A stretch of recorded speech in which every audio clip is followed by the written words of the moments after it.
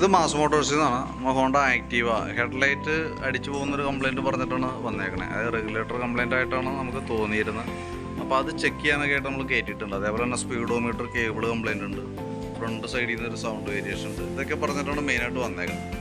അപ്പോൾ നമ്മൾ റെഗുലേറ്റർ ഭാഗം ചെക്ക് ചെയ്ത് നോക്കുമ്പോഴും റെഗുലേറ്ററിൻ്റെ കണ്ടീഷൻ നമ്മൾ ചെക്ക് ചെയ്യുക എങ്ങനെയാണെന്ന് വെച്ചാൽ, നിലവിൽ ബാറ്ററി റെഗുലേറ്റർ കംപ്ലയിൻ്റ് ആണെങ്കിൽ രണ്ട് രീതിയിലാണ് കംപ്ലയിൻറ്റ് കാണിക്കുക. ഒന്ന് ബാറ്ററിയിലേക്ക് കയറുന്ന ചാർജിൻ്റെ അളവിൽ വേരിയേഷൻ വരും, കൂടുതലായിരിക്കും.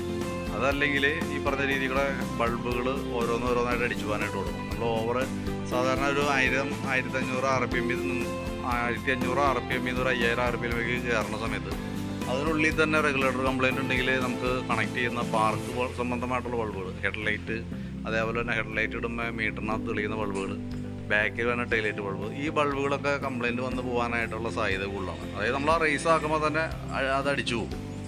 അപ്പോൾ നിലവിൽ ഇപ്പോൾ ഇത് ചെക്ക് ചെയ്യുന്ന സമയത്ത് ഇതിന് അങ്ങനത്തെ യാതൊരു ലക്ഷണങ്ങളും കാണിക്കുന്നില്ല വണ്ടി. അതായത് അപ്പോൾ ഞാൻ ഡീറ്റെയിൽ ആയിട്ട് നോക്കിയിരുന്നു. ബൾബ് പോയിട്ടുണ്ട്, ഒരു പോയിന്റ് പോയിട്ടുണ്ട്. അപ്പോൾ അത് നമുക്ക് എന്തെങ്കിലും മാറ്റിയിടണം. അതായിട്ട് നമ്മൾ ചെക്ക് ചെയ്യാന്ന് വെച്ചാൽ, ഇപ്പോൾ നമ്മൾ അതിൻ്റെ ബാറ്ററിയുടെ വോൾട്ട് ചെക്ക് ചെയ്യണം. 13.5 വോൾട്ട് ഉണ്ട്, 13.30 ആ റേഞ്ചിൽ വോൾട്ട് നിലവിൽ കാണിക്കുന്നുണ്ട് ബാറ്ററി. നമ്മൾ വണ്ടി ഒന്ന് സ്റ്റാർട്ട് ചെയ്യണം.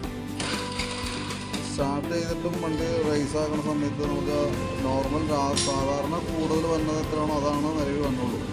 14.5 വോൾട്ട് വരെയാണ് നമുക്ക് വന്നുള്ളൂ, അതിന് മുകളിലേക്ക് പോകുന്നില്ല. അപ്പോൾ അതുകൊണ്ട് തന്നെ നമുക്കിപ്പോൾ ഈ ഹെഡ്ലൈറ്റ് അടിച്ചു പോകുന്ന കംപ്ലയിൻറ്റ് റെഗുലേറ്ററിൻ്റെ ആണെന്നുള്ള കൺഫേം ചെയ്യാനായിട്ട് പറ്റുന്നില്ല. അല്ലെങ്കിൽ നമ്മൾ സംശയത്തിൻ്റെ പുറത്ത് നമ്മളത് മാറ്റി വയ്ക്കേണ്ടി വരും. ഏകദേശം ഒരു 500-600 അടുത്ത് 550 അതിൻ്റെ റേറ്റ് വരും.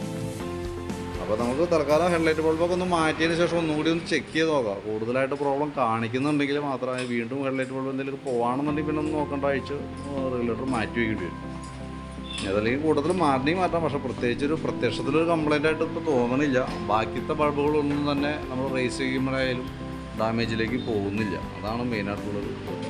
പിന്നെ ഫ്രണ്ട് സൗണ്ടിൻ്റെ കേസ് പറഞ്ഞിട്ടുണ്ട്. അതൊന്ന് നമുക്ക് ഈ കുഷ്യൻ ബുഷൊക്കെ നമുക്ക് ചാടി പോയിട്ടുണ്ട്. ഓവലായിട്ട് നല്ല ഓവലാണ് ഈ ഫ്രണ്ടിൽ തന്നെ. ഈ ഷോക്കിൻ്റെ ബുഷൊക്കെ ഉണ്ടല്ലോ, അതൊക്കെ അത്യാവശ്യം നല്ല രീതിയിൽ തന്നെ ഓവലായി കിടക്കുന്നുണ്ട്. അപ്പോൾ അതൊന്ന് ചേഞ്ച് ചെയ്തിടാം.